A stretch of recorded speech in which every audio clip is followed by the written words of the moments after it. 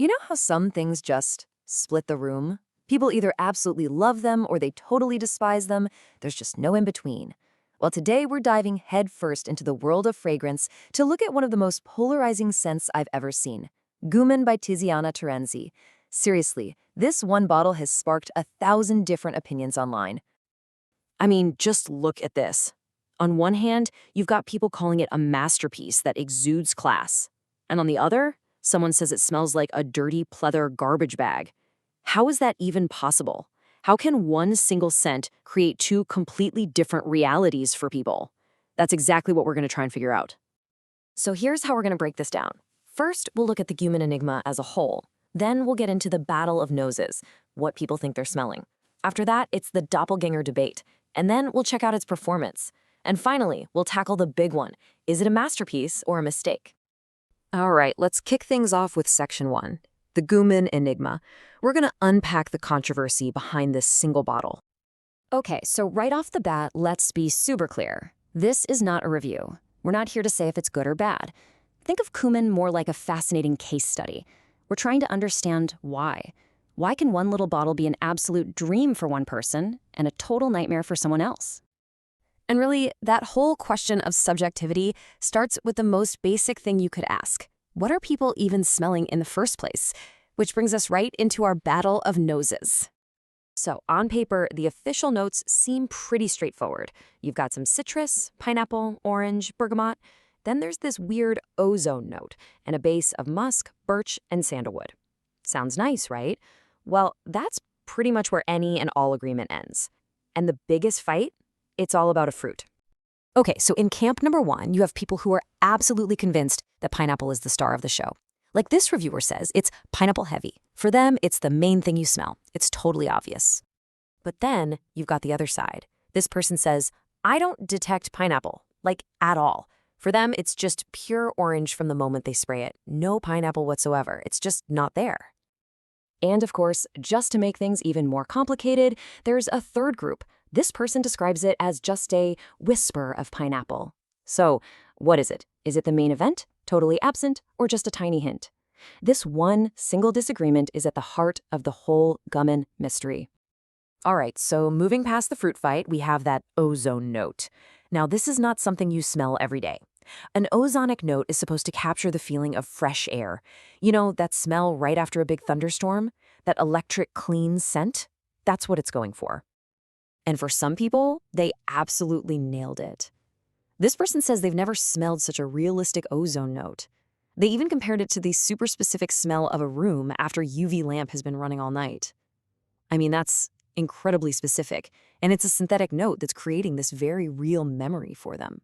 So is it a fresh citrus scent, a day at the beach with some seaweed, or maybe just orange popsicles melting in the sun? The crazy thing is, the answer depends entirely on who's smelling it. And remember, they are all smelling the exact same thing.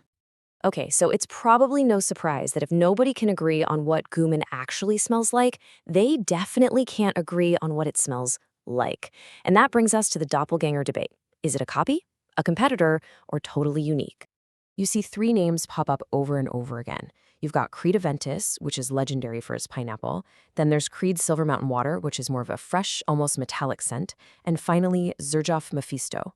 People will swear that Gumin is similar to or even identical to one of these, or sometimes all 3 at once. But of course, in true Gumin fashion, there is absolutely zero agreement. You've got one person saying, yep, first sniffed, I immediately thought of Mephisto and Silver Mountain Water. And then someone else comes in and says, nope, this smells nothing like Mephisto, SMW, or Aventus. It's just a perfect split once again. All right, so if people can't agree on what it smells like, or what it smells similar to, surely they can agree on its performance, right? Like how long it lasts and how strong it is. Yeah, you can probably guess where this is going. The longevity reports are just all over the map. You have some people calling it mild. Then you have others saying, nope, it's strong, lasts about 8 hours.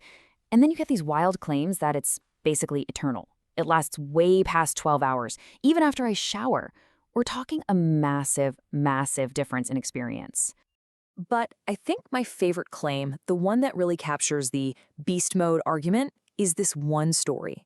Someone said they laid their head on a couch pillow and the scent of Gumin stayed on that pillow for 5 full days. Can you even imagine? And it's not just a one-off story either. This person puts it really simply. It stays on your clothing till you wash them. So for this crowd, wearing Gumin isn't just a choice for the day. It's a commitment. So, we've got totally conflicting reports on the scent itself, what it's similar to, and how long it even lasts. Which brings us to the final, ultimate question. After all that, is it actually good? Is it a masterpiece? Or is it just a big mistake? And the verdict is exactly as divided as you'd expect. At the very top, you have people calling it an amazing achievement in perfumery. But on the absolute polar opposite end of that, someone described the experience as smelling like razors are being rubbed inside my eyes. I mean, you can't get a more intense, visceral rejection than that. But for the people who fall in love with it, Gumin isn't just a perfume, it becomes part of who they are. This person calls it their bad boy's signature perfume. It's what they wear when they're in a certain mood, and they say they always get compliments. For them, it's more than just a scent, it's a whole vibe. So we're left with this one really fascinating question. If one single bottle can be a masterpiece and a mistake, a fresh fruit and a garbage bag, what does that really say about the scent itself? And, maybe more importantly, what does it say about us? About the incredibly personal, subjective, and kind of beautifully chaotic way we all experience the world.